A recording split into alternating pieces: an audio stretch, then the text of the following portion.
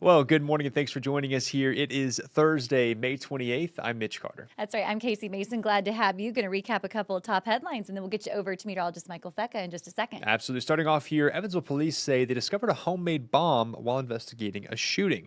Officers were called to a home on East Florida Street on Tuesday night, saying two people told them 18-year-old Braden Gunther, there on your left, shot at them during an argument.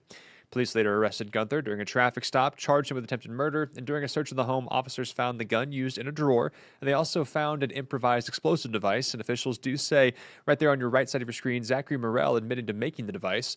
Morrell was arrested on several outstanding warrants. It was something that was handmade, and one of the residents inside the home admitted to making it.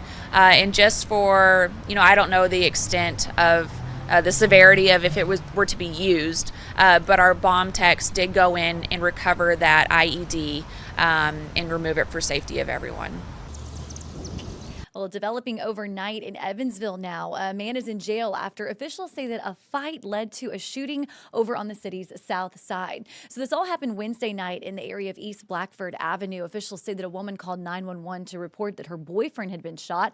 When officers arrived, they say they found a man who'd been shot in the leg. Officers later took 28-year-old Timothy Robinson into custody. The caller told police that she was sitting in her vehicle with her boyfriend when Robinson, who is her ex-boyfriend, walked by. She says her boyfriend got out of the car to confront Robinson. That's when she says Robinson spat on the man, pulled out a gun, and then shot him in the leg. He's currently in the Vanderburgh County Jail facing an attempted murder charge. No word yet, though, on the victim's current condition. And shifting gears now to some continuing coverage. One of the last emails from Oakland City University administration to employees promised those two missing paychecks would be covered by Wednesday afternoon, but still, their accounts there sit empty.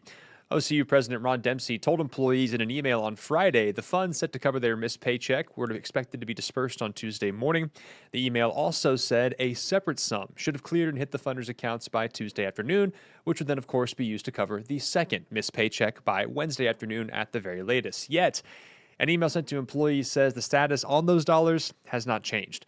Employees tell us they've started pushing back, though, on the administration now. They were asked to return their office keys by today, 3 days before they're officially laid off, but we've been told many are now refusing to turn their keys in and their supplies until they get paid. As a reminder here, employees can contact the Indiana Department of Labor to file a wage claim.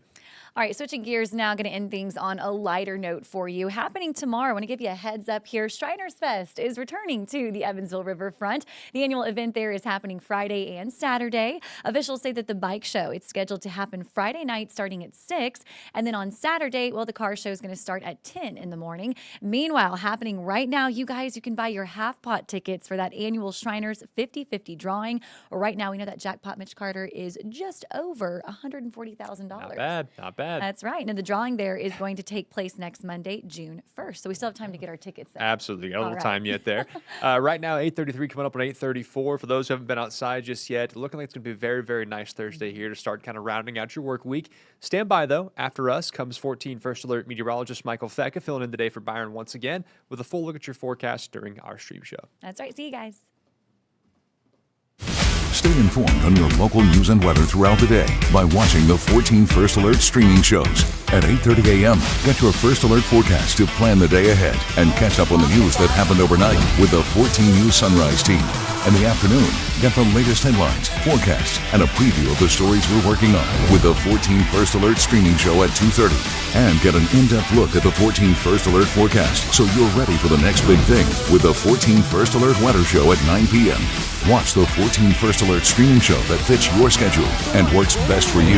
Streaming on your phone by downloading the 14 News app and the 14 First Alert weather app. On your smart TV by using the 14 News streaming app. And stream anytime on Facebook, YouTube, or on 14news.com. Stay connected and stay informed by watching the 14 First Alert streaming shows on your favorite streaming devices.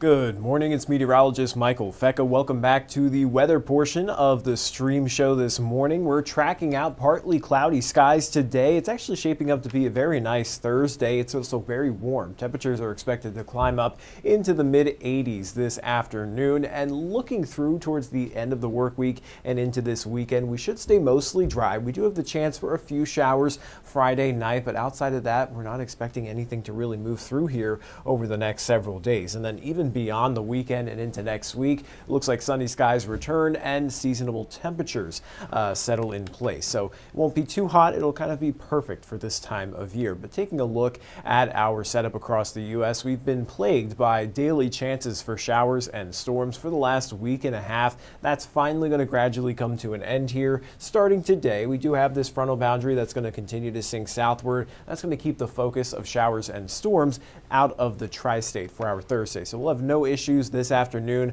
Perfect opportunity to go out and enjoy any pools that are open.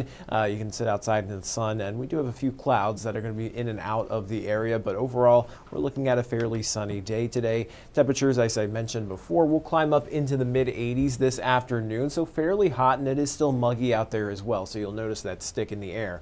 But even headed into tonight, temperatures drop down into the lower 60s. Partly cloudy skies continue to hang out through even tomorrow. We'll start off partly cloudy, becoming mostly cloudy through the day, and then there's again that 20% chance of a stray shower, mainly over western Kentucky and southern Illinois. So it's not going to be for everybody. Again, most of us will stay dry with temperatures hanging out in the upper 70s to lower 80s. But tracking out the clouds and the spotty showers for tomorrow.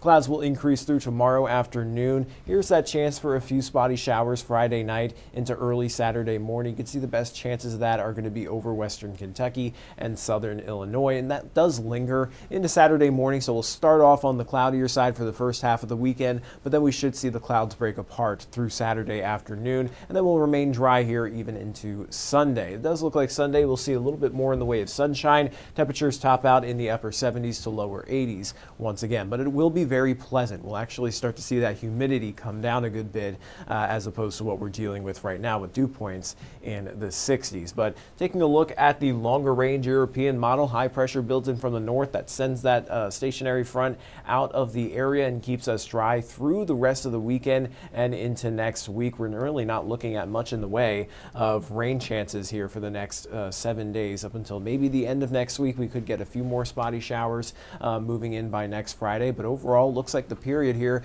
is going to be fairly dry, something we haven't really seen in quite some time. Looking at the outlook here through June 3rd and into the 7th, we should remain right around average or even slightly below in terms of precipitation. Now, in terms of temperatures, we're going to be right on par through the next couple of days, topping out right around average 81 degrees through Sunday, and then maybe bumping up a few degrees through next week, topping out in the low to mid 80s by next Thursday. But in general, temperatures may even fluctuate on the cooler than average side once we get into the start of June. It does look like the Climate Prediction Center has us outlooked for slightly below normal temperatures or right around average. So looking at the next 7 days, not a whole lot to talk about here. Again, we do have that slight chance of a shower for Friday night and into Saturday morning, but outside of that, we're looking mostly dry. A few clouds still hang around through the first half of the weekend, but then we should gradually get sunnier through Sunday and into the start of next week, with a full-on return of that sunshine